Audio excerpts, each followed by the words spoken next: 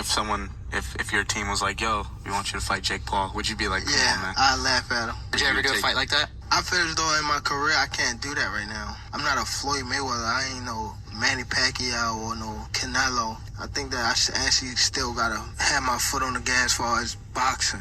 Nothing beats.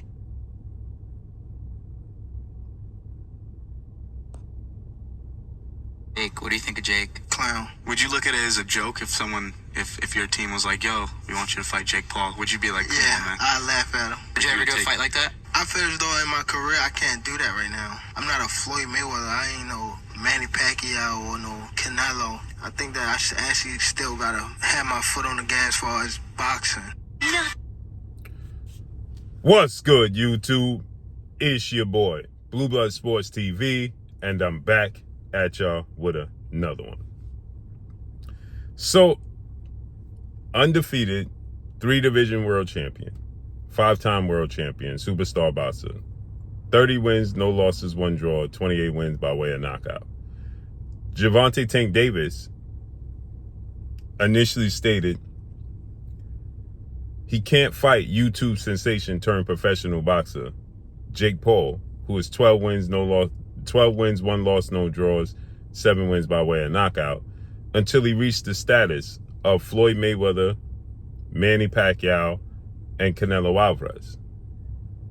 And now yesterday, we have gotten an announcement that November 14th in Atlanta, Georgia, Gervonta Tank Davis, instead of fighting the highly anticipated rematch with WBA super featherweight, now lightweight star title contender, whom they fought March 1st to a controversial draw, and that being Lamont Rose Jr., who is 25 wins, 1 loss, 2 draws, 10 wins by way of knockout. Gervonta Tank Davis is instead going to fight Jake Paul. So now he views himself on the level of Floyd Mayweather, Manny Pacquiao, and Canelo Alvarez. He feels like he has achieved what he set out to achieve to reach that level. And or he just seen the money flashing and decided that's the right direction to go in, because he clearly has not reached that level. He said that he had to do things in the sport of boxing still and fight his peers.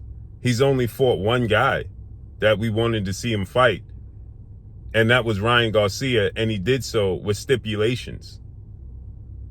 He made Ryan Garcia fight at a catchweight with a rehydration clause. And he knocked Ryan Garcia out, but clearly that wasn't the Ryan Garcia that Devin Haney fought. Nonetheless, he knocked Ryan Garcia out. It did the biggest numbers of his career, 1.3 million pay-per-view buys. It did a massive gate, $23 million gate, right? It did big numbers for him.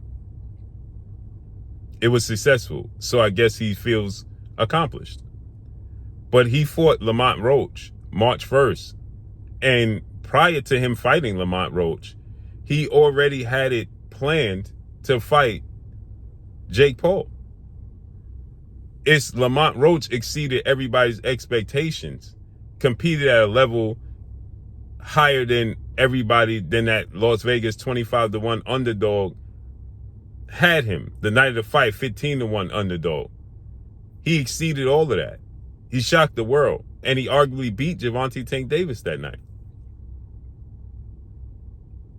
And so now that he arguably beat Gervonta Tank Davis that night, the world is clamoring to see him fight Lamont Roach in a rematch.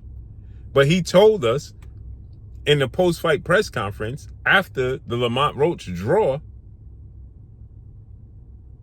that he wanted to rematch Lamont Roach, but it wasn't happening no time soon because he has another obligation already set forth, and that he was waiting for them to announce it, meaning he was waiting for Jake Paul to announce it. Now, this would be no problem. See, the guys that he mentioned that doing exhibitions, Canelo was on the verge of fighting Jake Paul. The difference between Canelo and Gervonta Tank Davis doing so is Canelo is a 4-division champion.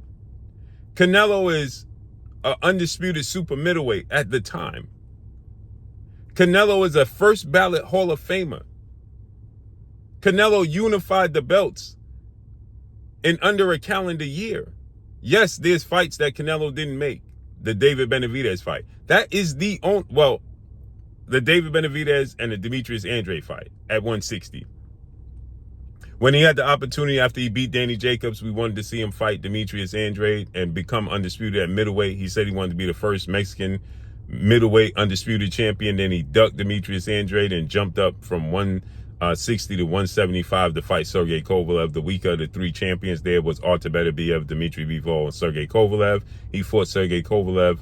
He won a bizarre fight against Sergey Kovalev, became a 4-division champion, then dropped down to 68 when David Benavidez lost his belt on the scale and unified the belts against Billy Joe Saunders, Caleb Plant, and Caleb Smith in under a calendar year.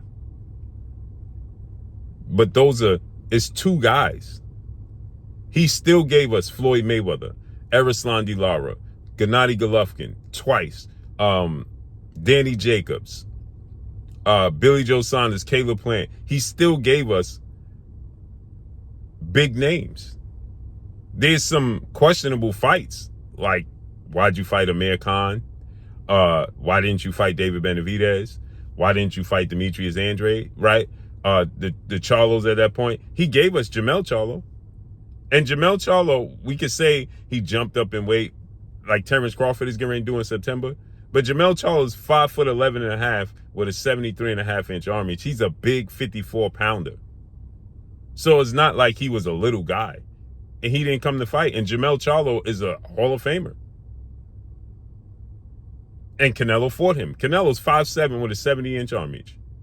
You can make a case he should be fighting at 160, at 154 still. He's just stocky. So Canelo fighting Jake Paul in a circus match would still be frowned upon, but not to this level, because Tank Davis hasn't given us anything.